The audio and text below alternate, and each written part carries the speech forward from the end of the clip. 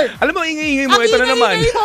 Ang haba ng burnay! Dami mo sinasabi. Ito na ang kwento ng ating Mahiwagang Burnay!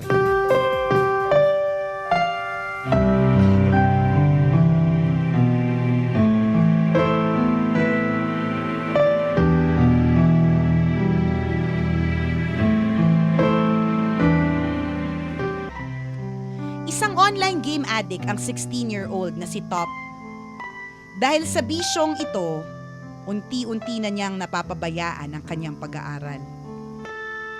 Subalit sa kabilang banda, ang pagkahumaling ni Top sa online games ang naging daan para mabuksan ang kanyang natatanging potensyal sa pagnenegosyo. Dahil sa kanyang galing sa paglalaro at diskarte, ay madaling level up ni Top ang kanyang mga heroes sa online games.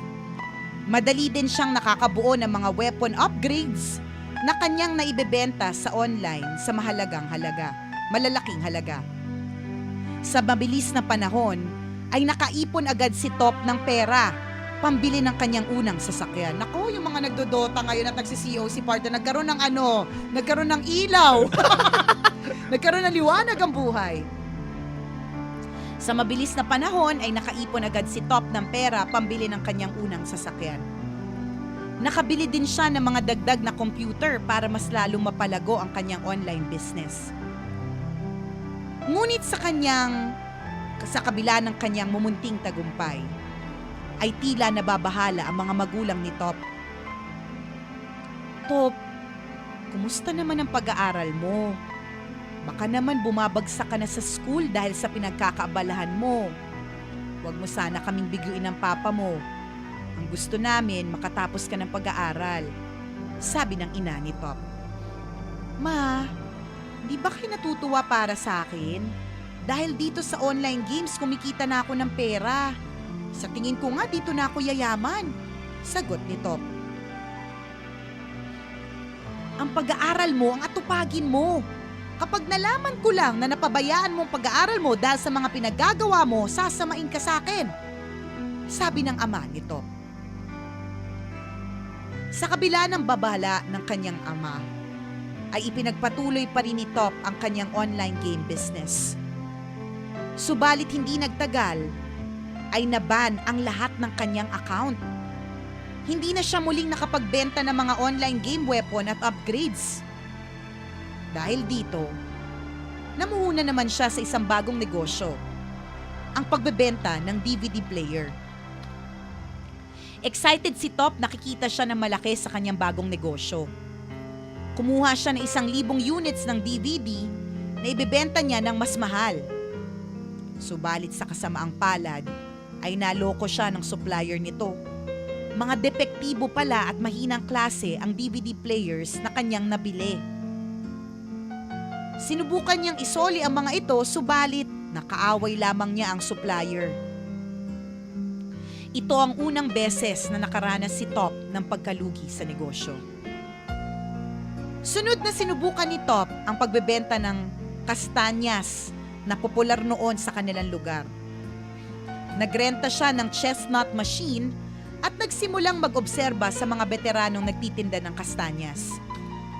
Humingi rin siya ng tulong sa kanyang tiyuhin para masimulan ang negosyong ito. Tamang lokasyon, tamang pagluluto at diskarte sa pagbebenta, ito ang naging puhunan ni Top at ng kanyang tiyuhin sa pagtitinda ng kastanyas. Sa umpisa ay naging matumal ang kanilang paninda. Subalit hindi nagtagal, ay dinumog sila ng mga customers. Lumago ang kastanyas business ni Top at nagawa pa niya makapagtayo ng ilang mga mall branch. Sa pagiging abala ng binata ay tuluyan na niyang napabayaan ang kanyang pag-aaral. Bukod dito, ay nawawala na rin siya ng oras para sa kanyang girlfriend na si Chini. Makalipas ang ilang buwan, ay lumitaw na naman ang isang bagong pagsubok. Top, kailangan na nating umalis dito sa Thailand at lumipat na sa China. Bitawan mo na ang pagbebenta ng kastanyas. Doon mo na lang sa China ipagpatuloy ang pag-aaral mo. Bagsak ang negosyo natin at napakalaki na ng pagkakautang ko sa bangko. Anumang oras ay mareremata na ng bangko ang bahay na tinitirhan natin. Pagtatapat ng ama ni Top. Hindi po ako sasama. Pagsasabayin ko po ang pag-aaral at pagnenegosyo. Magpapayaman po ako para mabayaran ko ang lahat ng pagkakautang ninyo. Sagot ni Top. Nirespeto ng mga magulang ni Top ang kanyang desisyon. Ipinagpatuloy ni Top ang pag-aaral at ang kanyang kastanyas business. Subalit makalipas ang ilang buwan, ay nakansela ang mga kontrata ni Top sa inuupahan niyang mga pwesto sa mall. Dahil dito, ay napilitan si Top na ihinto ang kanyang negosyo. Sa gitna ng matinding kalungkutan, isang araw ay nakasalubong ni Top ang kanyang girlfriend na si Chini. Top, bakit hindi mo sinasagot yung mga tawag ko? Talaga bang iniiwasan mo na ako? Tanong ni Chini. Di naman sa ganun. Marami lang akong iniisip. Sagot ni Top. Huwag mo naman akong baliwalain. Nag-aalala na ako sa'yo. Alam mo, kung may problema ka, sabihin mo naman sa akin. Nandito lang ako palagi sa tabi mo. Sabi ni Chini. Nang marinig ang sinabi ni Chini ay hindi na maiwasan ni Top ang mapaluha at mapayakap sa girlfriend niya. Tahan na, Top. Magiging maayos din ang lahat. Lika, kumain na lang tayo sa plaza. Miss na miss ko na yung ramen na lagi nating ino-order together eh. Masayang sabi ni Chini. Patungo sa plaza ay dinatnan ng gutom ang dalawa. Inilabas ni Chini ang dala niyang seaweed snack at pinagsaluhan nila ito habang bumabiyahe. Chini, saan mo nabili tong fried seaweeds? Masarap siya ha? Sabi ni Top. May nakukuha ng mura niyan sa probinsya sila mami. Kung gusto mo pa, magpapabili pa ako ng marami para sa'yo. Sagot ni Chini. Ito na ang naging hudyat ni Top para simula ng isang bagong negosyo, ang pagmamanufacture ng fried seaweeds. Ibinenta ni Top ang mga dating lutuan ng kastanyas at ibinili ng kahon-kahong dried seaweeds. Tumulong na naman ang kanyang tiyuhin sa pagluluto nito. Nagsaliksik din si Top kung paanong mapapanatiling fresh at malutong ang mga seaweeds na kanyang ibebenta. Nang makuha ang tamang timpla, ay inumpisahan na ni Top at ng kanyang tiyuhin ang pagbebenta ng fried seaweed snack. Muli silang dinumog ng maraming mga customers. Hindi huminto si Top sa pag-iisip kung paano pa mapapalago ang negosyo. Hanggang sa maisip niya na ibenta ang kanyang produkto sa isang sikat na convenience store sa buong mundo. Sa pagkakataong ito, ay inayudahan na ng kapalaran ang pangarap ni Top na yumaman. Sa edad na 19, ay namayagpag ang produkto ni Top na Tauke Noi Fried Seaweeds sa 3,000 branches ng 7-Eleven. Sa edad na 26, si Top ang naging leading snacks producer sa Thailand na may estimated income na 800 million baht a year o $26 million yearly. Wow. Meron na rin siyang sariling seaweeds plantation at humigit kumulang na 2,000 na tauhan. Sa ngayon, ang Tauke Noi fried seaweeds ni Top ay ini-export na sa 27 na bansa sa buong mundo kabilang ang Japan, Taiwan, Singapore at United States. At kasabay ng kanyang tagumpay sa pagnenegosyo, ay natapos na rin ni Top ang kanyang Bachelor's degree of Business Administration sa University of the Thai Chamber of Commerce. Higit sa lahat, ay nabayaran na rin ni Top ang pagkakautang ng kanyang ama sa bangko at nabawi ang mga nabentang ari-arian. Sa naging karanasan ni Top, kanyang napatunayan na walang imposible sa isang taong pursigido na umangat sa buhay. Anumang pagsubok ang dumaan, siyak naabot kamay ang tagumpay kung hindi ka susuko sa hamon ng buhay. Ang kwentong ito ay hango sa tunay na karanasan ng Thai-Chinese young billionaire na si Apitapat Kulapong Vanich aka Top, CEO ng Taukeini Food and Marketing Corporation. Ang kanyang istorya ng tagumpay ay naging tampok sa very inspiring Thai movie na pinamagatang The Billionaire noong 2011. Galing ng kwento. Success story Another na naman. success story. Nakakatuwa mga kaibigan. Simple lang naman, no? Kung talagang may tiyaga ka at madiskarte ka sa buhay, hindi ka maghihirap, hindi ka Correct. magugutom. At yun ang gustong patunayan ng kwentong ito. Tama. It was a roller coaster ride. Super duper. Talagang- Isipin mo yun, partner, from online games to DVD players. Correct. To to kastanya Castañas, selling. 'di ba?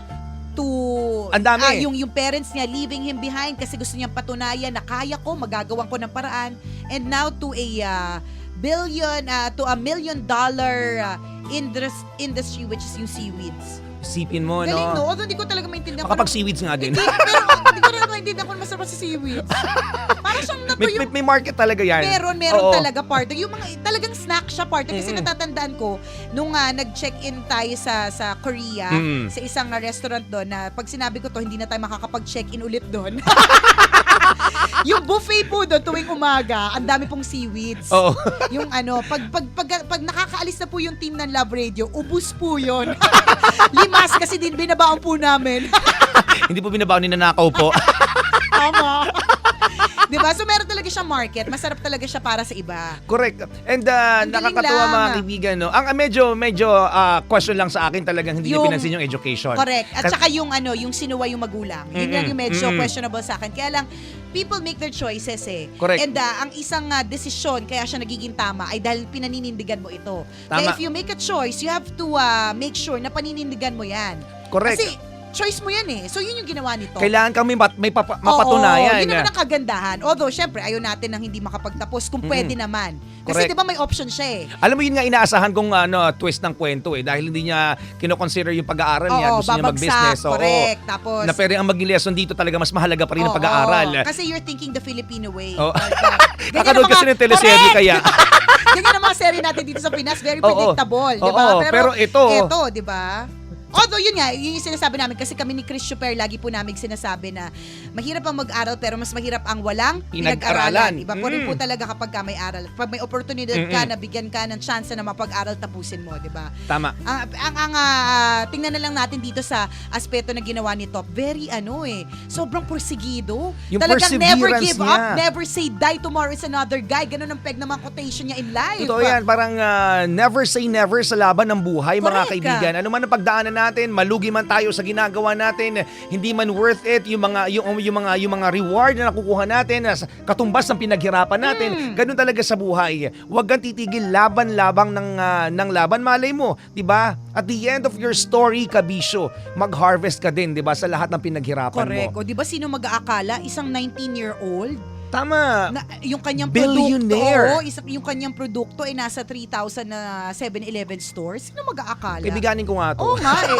Friendship ko rin yan, partner. 2011 lang pinabas yung pelikula. So, 26 siya, no? 27, 28. Pwede pa. Magkakaintindihan pa tayo. Baka niyan. may kapatid to, partner. Pwede mong girlfriend Pwede. Yan yung mga girlfriend mo, partner. Para higa ka na lang sa pera, tas ako mangungutang. Diba?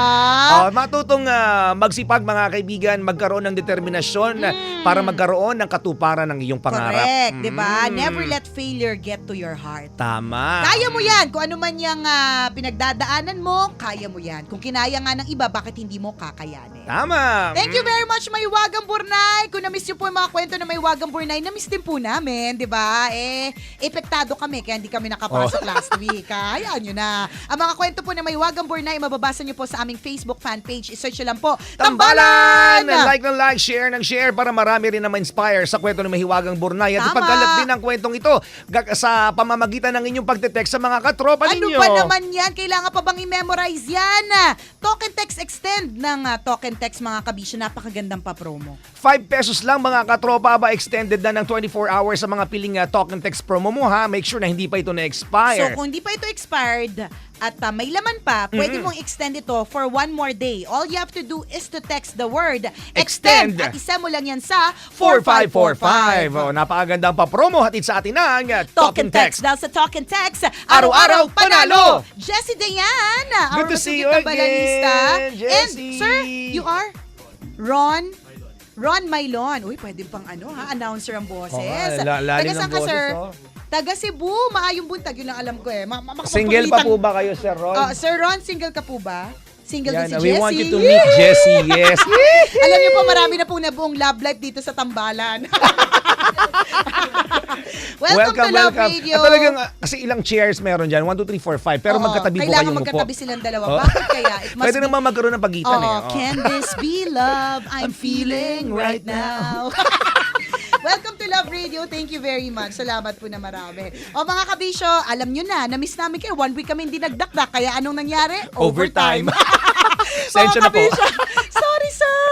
Mga kabisyo, maraming salamat for making Love Radio always Your number 1 FM radio station. At habang nariyan kayo mga kabisyo, ang tambalan, walang kalaban. Number 1 pa more. Ako po si Nicole Yala. At ako naman si Cambio Kengres Chuper. Nagpapaalala, walang matatag na relasyon sa malanding may determinasyon. Yun! Determinasyon! Yun! Determinasyon!